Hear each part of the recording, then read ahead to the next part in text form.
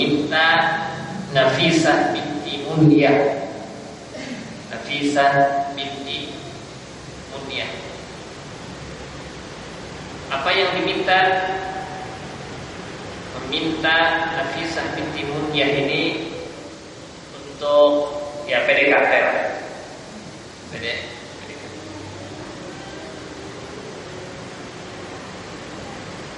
Pertanyaannya adalah, kira-kira waktu itu umur Khadijah binti Khuwailid berapa tahun? Berapa ibu? 40 ya, mbaknya. 40 tahunnya di pojok kanan. Berapa tahun? 40. Kalau usah kita bertanya begini, hukumnya Nabi Sallallahu Alaihi Wasallam kawin dengan orang yang umurnya 40. Nah, tidak perlu kita bertanya. Alhamdulillah, intinya adalah bahwa Rasulullah Sallallahu Alaihi Wasallam pernah menikah dengan seorang yang namanya Khadijah binti Khuwailid dan dia baligh janda. Tetapi ada beberapa kajian-kajian ilmiah tentang umur Khadijah binti Khuwailid. Yang masyhur atau yang bukan masyhur sebenarnya, yang rancak piandangan, Khadijah binti Khuwailid pada saat beliau menikah dengan Rasul umurnya 40. Ya, itu riwayat siapa? Itu riwayat dari Sirah Ibn Hisham, yang kemudian juga banyak dinukil oleh para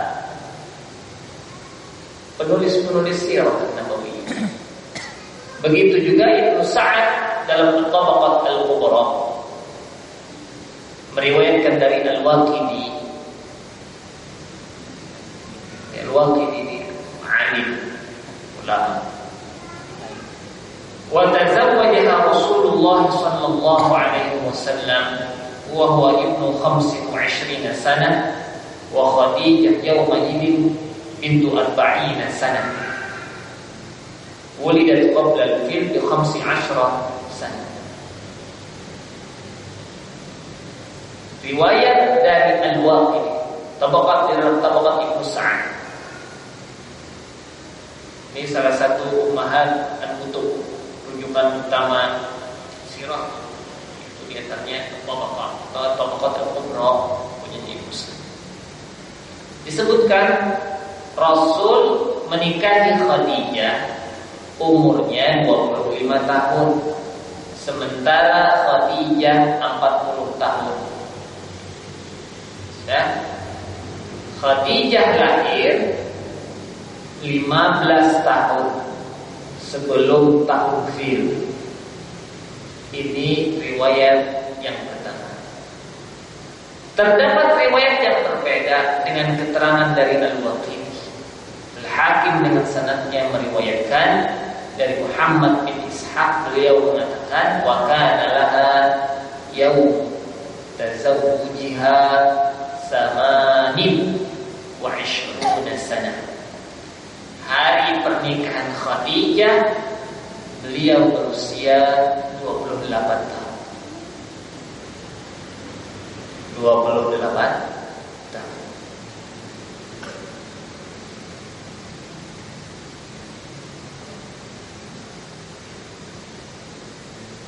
Al-Baihaqi di dalam Dalail an-Nubuwah menukil perkataan Al-Hakim, qara'tu bi khatti Abi Bakr ibn Abi Khaythama qala haddatsana Mus'ab ibn Abdullah Az-Zubairi qala akbaru waladi Rasulillah sallallahu alaihi wasallam Al-Qasim thumma Zainab thumma Abdullah thumma Ummu Kulthum thumma Fatimah thumma Ruqayyah thumma mata Al-Qasim wa huwa awwal mayyitin min waladihi mata di Makkah thumma mata Abdullah thumma balagat Khadijah 65 sanah wa yuqalu 50 sanah wa huwa as-sahih. Aku membaca tulisan Abu Bakar bin Abi Khaisamah yang mengatakan bahwa Mus'ab bin Abdullah Az-Zubairi mengatakan, anak tertua Rasul siapa? Al-Qasim. Kemudian Zainab, kemudian Abdullah, kemudian Ummu Kulsum, kemudian Fatimah, lalu Ruqayyah. Berapa? Berapa anaknya? 6. 6. Laki-laki 2, binian 4. Kemudian Al-Qasim meninggal. Al-Qasim meninggal. Kemudian Abdullah meninggal. Kemudian usia Khadijah menginjak 65 tahun. Lalu meninggal. Ada yang mengatakan usia Khadijah 50 tahun. Dan itu lebih.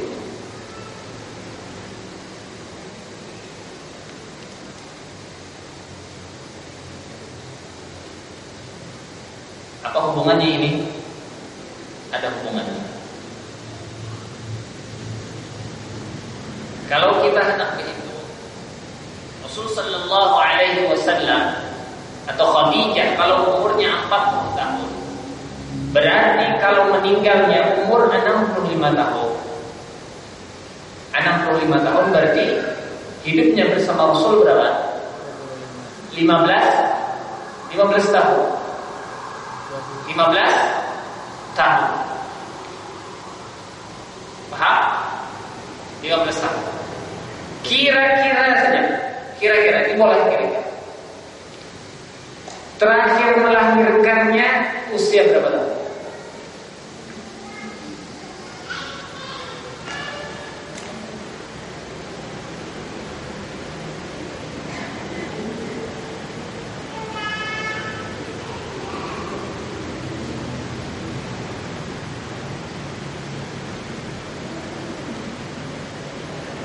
Kira-kira saja.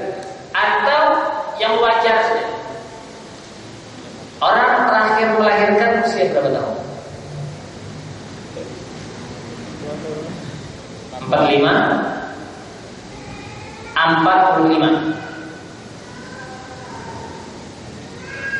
50. Berapa? Yang pilih saja. Mau 45 atau 50? 50. Hah? 50. Baik. 50 tahun berarti dia terakhir melahirkan. Anggap saja begitu. Tetapi kalau menurut riwayat ini 50 tahun sudah meninggal.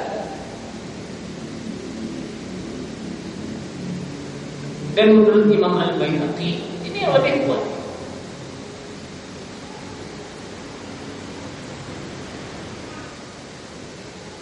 Ya? Nah, berarti tidak mungkin Rasul sallallahu alaihi atau Khadijah radhiyallahu anha berumur 40 tahun pada masa dia meninggal dengan Rasul sallallahu alaihi wasallam.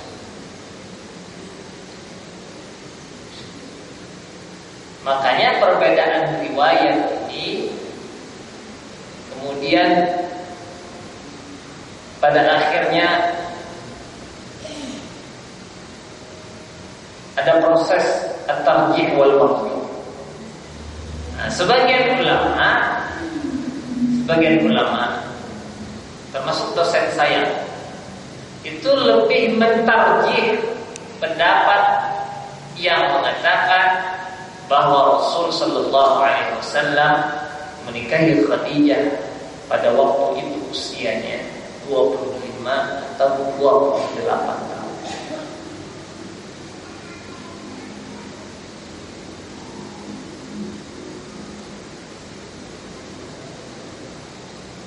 Karena ada riwayat yang menyebutkan bahwa Fatimah radhiyallahu anha pada saat Khadijah meninggal wafat itu umurnya 15 tahun.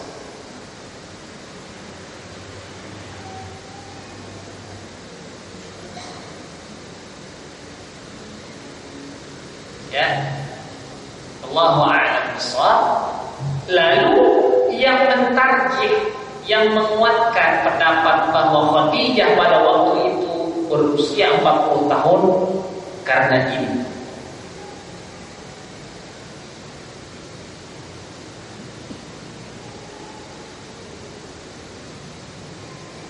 Paham?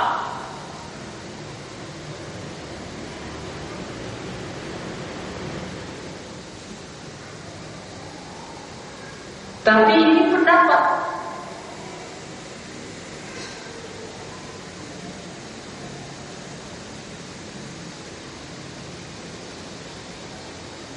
Ya.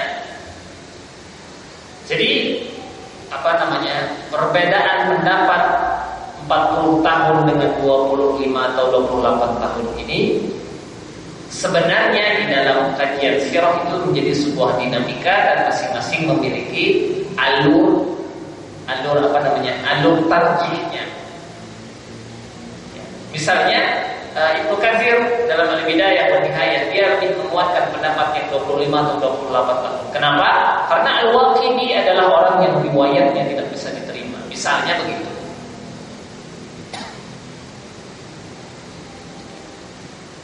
Adapun yang memilih 40 tahun itu riwayat dari Ibnu Hisham, dan Ibnu Hisham adalah tokoh sirah An-Nabawi. Artinya mu'allafat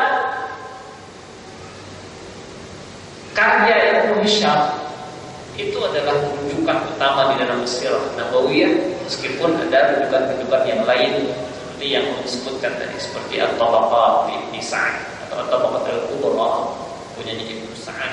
Kemudian yang lebih ke belakang ada Al-Bidayah wa Nihayah dan seterusnya. Ala kulli hal, biarkan itu menjadi wilayah ilmiah para ulama.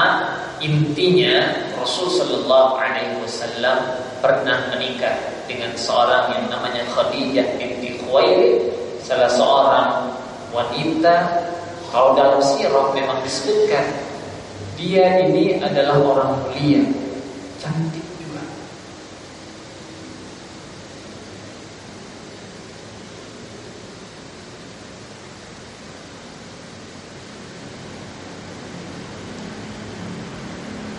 Berapa maharnya? 20 ekor unta. Baik, kita berbicara mahar sekarang. Ini adalah mepet-mepet ke ulum syar'i. Ada yang bertakun maharnya tuh amun Quran surah Ar-Rahman, hafal surah Ar-Rahman aja boleh. Atau gini saja, pertanyaan lain. Lebih mulia mana? Lebih mulia mana?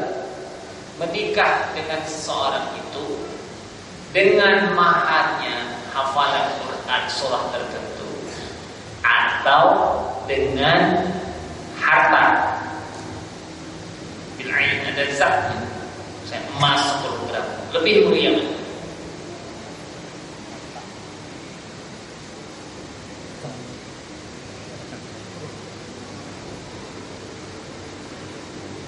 Ayo, kesana atau menyerah? Atau lebih Islami mana? Ya. Ternyata di dalam fikih mahar itu harus dengan sesuatu barang. Hadis Rasul sallallahu alaihi wasallam yang mengizinkan salah seorang sahabat untuk menikah dengan apa yang ada padamu dari Al-Quran. Itu karena orangnya gak punya duit.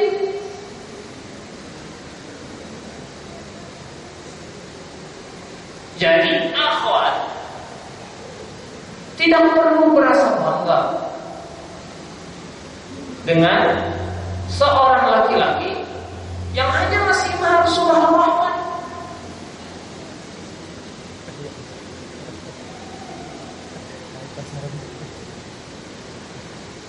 Ya, meskipun pada sisi lain mahar ini tidak boleh jadi bangga-banggaan.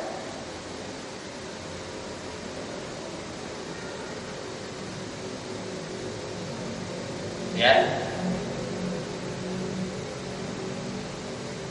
jadi karena ingin menunjukkan status sosial, maharnya apalagi disebutkan kan, dengan maharnya 100 gram emas, batang dibayar utang. Boleh nggak? Boleh. 100 gram emas batang dibayar utang. Karena bayar utang apa namanya dalam syair itu supaya pas ujungnya itu emas batang 100 gram emas batang dibayar utang, pas namanya. Apa yang dia lakukan? Al-musiqonya kan? Kalah ya. Jadi Rasul sallallahu alaihi wasallam memperkenankan salah seorang sahabat, apa yang ada padamu dari Al-Qur'an itu bukan berarti itu lebih afdal, karena dia tidak punya duit. Itu artinya juga apa? Bahwa tidak perlu juga seorang laki-laki itu menunda-nunda pernikahan karena khawatir akan harta.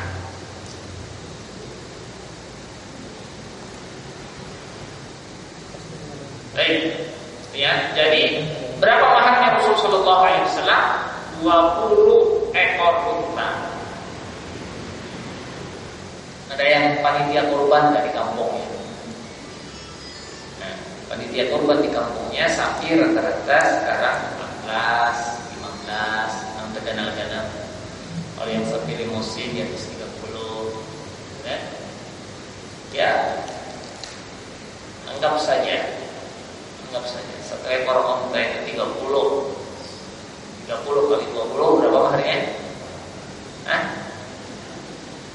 30 juta. Ayo dimurahkan Selawi juta. Selawi kali 20 500 juta maharnya Rasulullah pada sapi.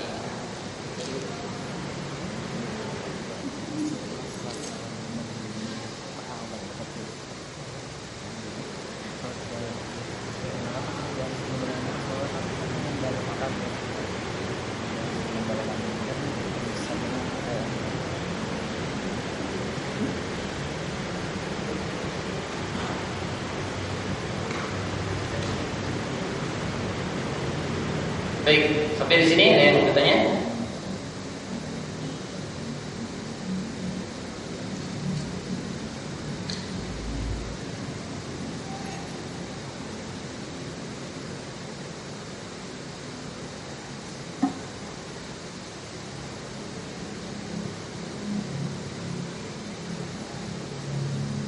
Kalau ada yang bertanya silakan.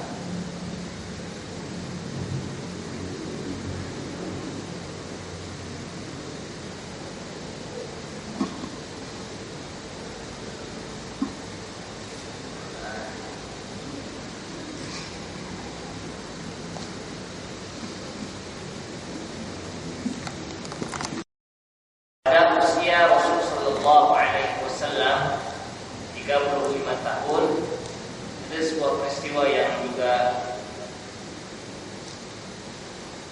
cukup berkesan bagi masyarakat Quraisy pada waktu itu, yaitu qadhiyah masalah pembangunan Ka'bah dan peletakan Hajar Aswad. Nah, supaya nyaman.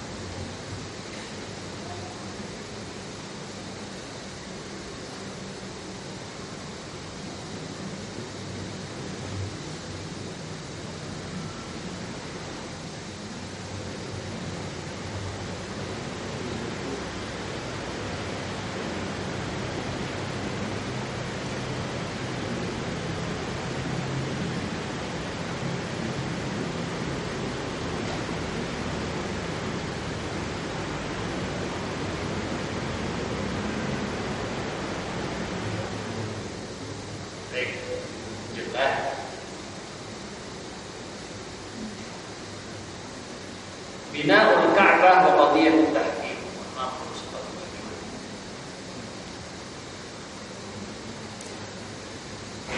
Pada usia Rasul sallallahu alaihi wasallam 35 tahun, qamat Quraisy bi bina'il Ka'bah. Quraisy bersepakat untuk merenovasi Ka'bah. Kenapa? Karena Ka'bah ini ukurannya fauqal imamah. Jadi sawak orang Arab pada waktu itu plus imamahnya. Apa ngerti? Bolang. Bolangnya. Nah, di atas itu ya.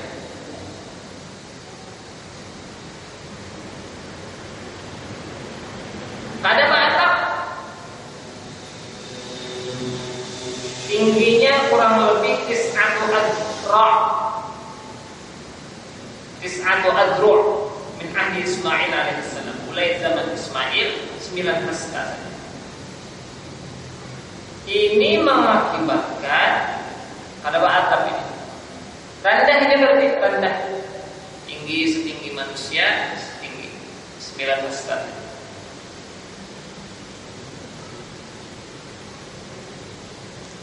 Itu satu. Kedua, terjadi banjir di sekitar Ka'bah. Kapan itu? Bi khamsi sinin,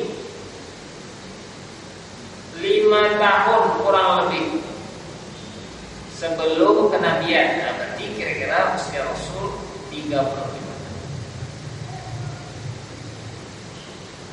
Quraisy bersepakat tidak boleh ada yang memasuki wilayah pembangunan ini, punya di luar kita, kecuali second verse, helm, nyawa. Kalau ini enggak, kecuali orang yang mulia.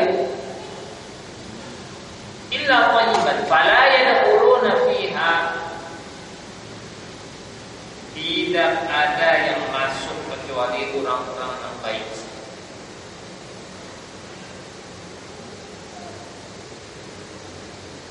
Tidak boleh juga orang menyumbang dari yang jelas.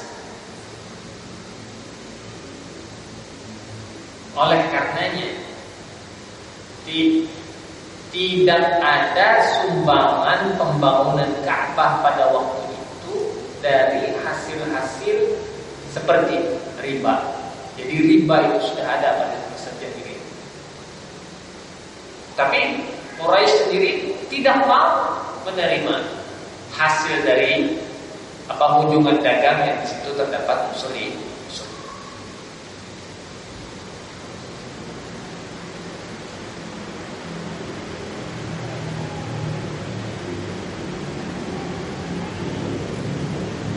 Karena masing-masing kabilah ini religion, kan Ka'bah simbol kemuliaan. Seluruh kabilah merasa mulia dan seluruh kabilah merasa berhak untuk membangun Ka'bah. Akhirnya Ka'bah itu dibagi. Setiap kabilah sisinya masing-masing. Jadi kabilah A bangun sisi ini, kabilah B bangun sisi ini, kabilah C dan seterusnya. Berbagi.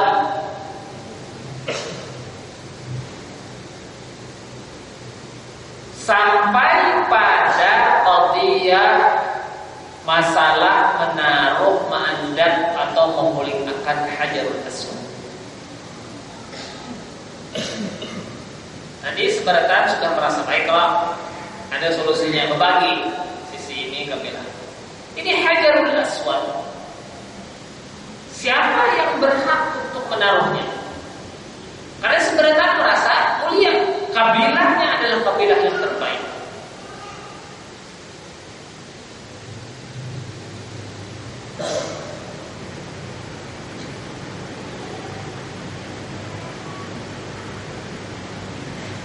Bahkan perselisihan lihat ini menemui jalan buntu 4 sampai 5 hari. Ada buntu.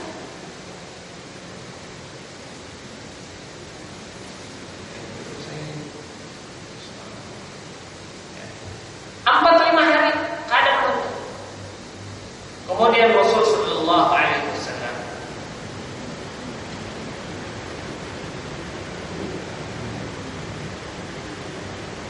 kemudian para pemuka-pemuka itu bersepakat, dan usulan ini muncul dari Abu Umayyah bin Al-Mughirah Al-Makhzumi dari Bani Makhzum.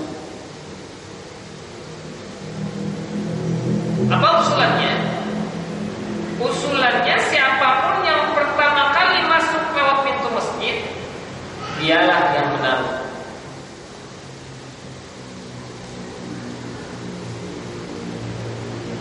Siapapun yang pertama kali masuk pintu masjid besok, itu adalah orang yang berhak menaruh. Dan Allah Subhanahu wa taala menghendaki bahwa Nabi Muhammad sallallahu alaihi wasallam lah yang pertama kali masuk.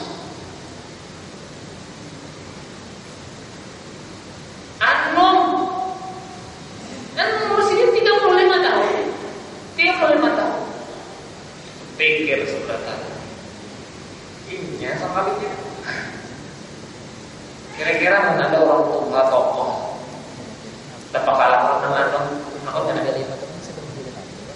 Jangankan si dia bisa jadi orang lain kan. Ada. Kalau sudah kamu lain kepala soknya, kan gitu. Nah Rasul Sallallahu Alaihi Wasallam memahami. Akhirnya Rasul Sallallahu Alaihi Wasallam menghamparkan sorban beliau.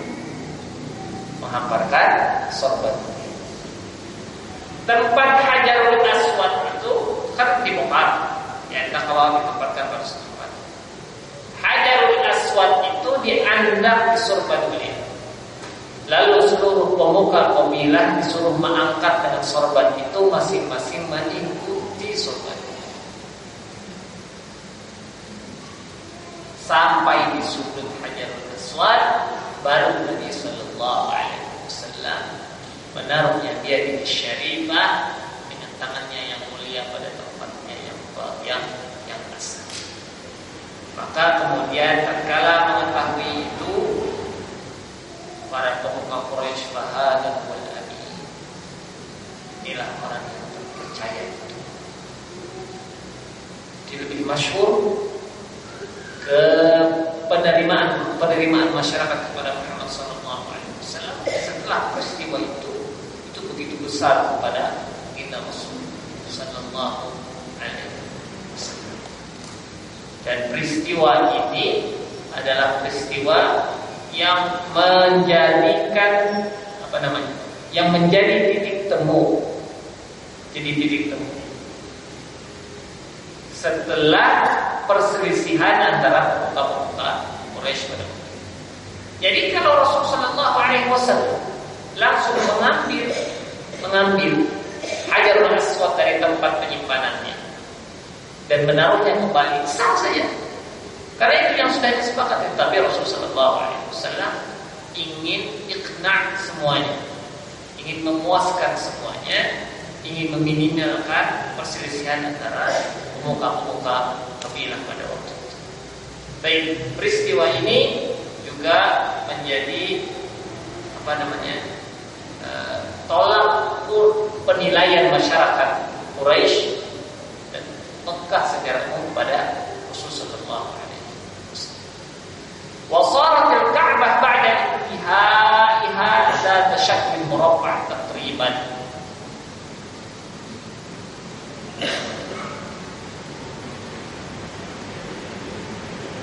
Ka'bah menjadi segi empat yang tingginya kira-kira 15 meter.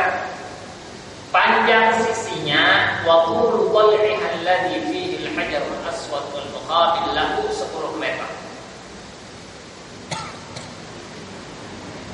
Dan panjang sisi di tempat Hajarul Aswad dan di hadapannya itu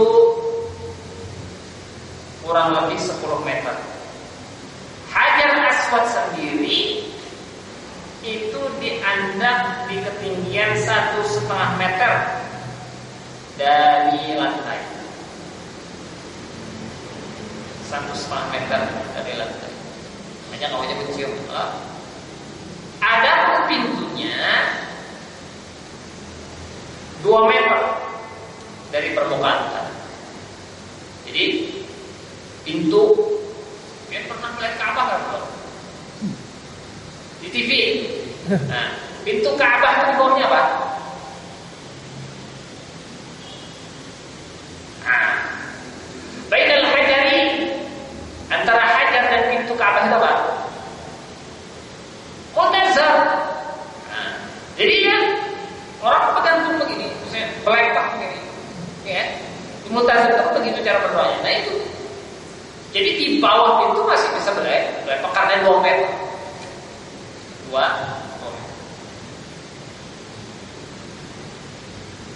2 meter di atas permukaan.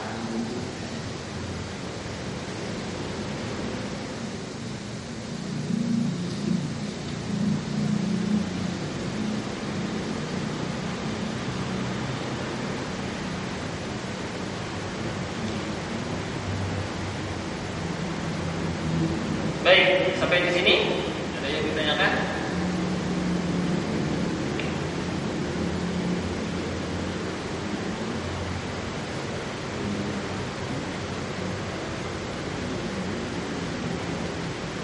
Kalau tidak ada kita cukupkan dulu ya.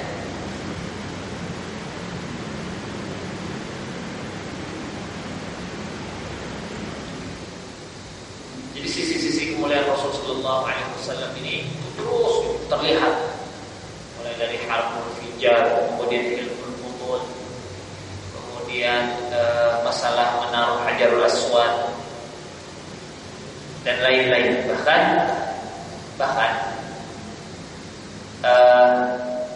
Rasul Sallallahu Alaihi Wasallam menceritakan sendiri bahwa kalau ada pesta perkawinan antara fulan dengan fulana, yang di situ ada kegiatan-kegiatan yang merusak muruah seseorang, merendahkan derajat muruah seseorang, itu beliau tidak hadir. Bahkan dalam kondisi kita kan nyaman ada fulan, itu bimasyiatillah, dengan kehendak Allah Subhanahu wa taala. Itu dikantungkan oleh Allah Subhanahu. Dikantungkan. Sehingga sedikit kada jadi dah. Jadi betul-betul terjaga ruah Rasulullah sallallahu alaihi wasallam.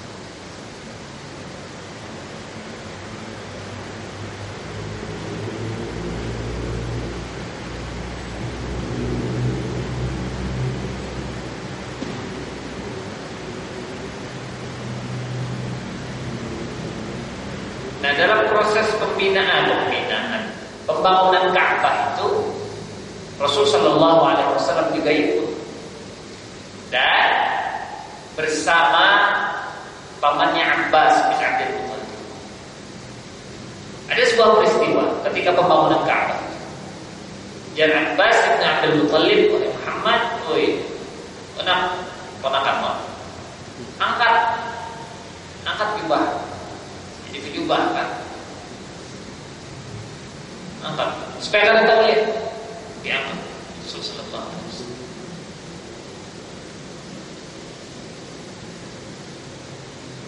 Tapi karena jubahnya itu diangkat, justru beliau terjerongkok, tergugur lagi, tetap terjerongkok, kata apa kalah. Kemudian Rasulullah SAW mengatakan, ini terjerongkok ini gara-gara jubah. Maksud terjerongkok itu apa artinya juga? Bahwa aurat sini kelihatan, bukan aurat muwallah, tapi apa yang di atas lutut dari Rasulullah SAW tadi terlihat. Pada saat itu supannya luar biasa. Dan itu setelah itu tidak pernah lagi terlihat orang yang Rasulullah SAW. Jadi pada hal-hal yang begitu pun tidak berubah. الصواب أقول قولي هذا وأستغفر الله. جزاكم الله. Bismillahirrahmanirrahim. Alhamdulillah rabbil alamin arrahmanir rahim maliki yaumiddin iyyaka na'budu wa iyyaka nasta'in ihdinas siratal mustaqim siratal ladzina an'amta 'alaihim ghairil maghdubi 'alaihim waladdallin amin. Allahumma shalli 'ala sayyidina Muhammad wa 'ala alihi wa sahbihi wa sallim taslima 'adada ma ahata bihi 'ilmuka wa khatta bihi qalamuka wa ahsahu kitabuka. Radallahu 'anil khulafa'ir rasyidin 'anil sahabati wal qarabati ajma'in 'anit tabi'in wa tabi'in bi ihsan ila yaumiddin. اللهم اجعل جمعنا هذا مرحوما وتفرقنا من بعده معصوما لا تجعل منا ولا بيننا شقيا ولا محروما. اللهم اكتب السلامة والعافية والصحة علينا وعلى من حضرنا وعلى من غاب عنا وعلى عبيدك الحجاج والمعتمرين والغزاة والمسافرين والمقيمين في برك وبحرك وجوك إنك على ما تشاء قدير. ربنا آتنا في الدنيا حسنة وفي الآخرة حسنة وقنا عذاب النار. ربنا اغفر لنا ولوالدينا وارحمهم كما ربونا صغارا ولإخواننا الذين سبقونا بالإيمان ولا تجعل في قلوبنا غلا للذين آمنوا ربنا إنك رؤوف رحيم. ربنا اجعلنا مقيم الصلاة ومن ذريتنا ربنا وتقبل دعاءنا. ربنا تقبل منا إنك أنت السميع العليم وتب علينا إنك أنت التواب الرحيم. صلى الله على نبينا محمد وعلى آله وصحبه وبارك وسلم والحمد لله رب العالمين.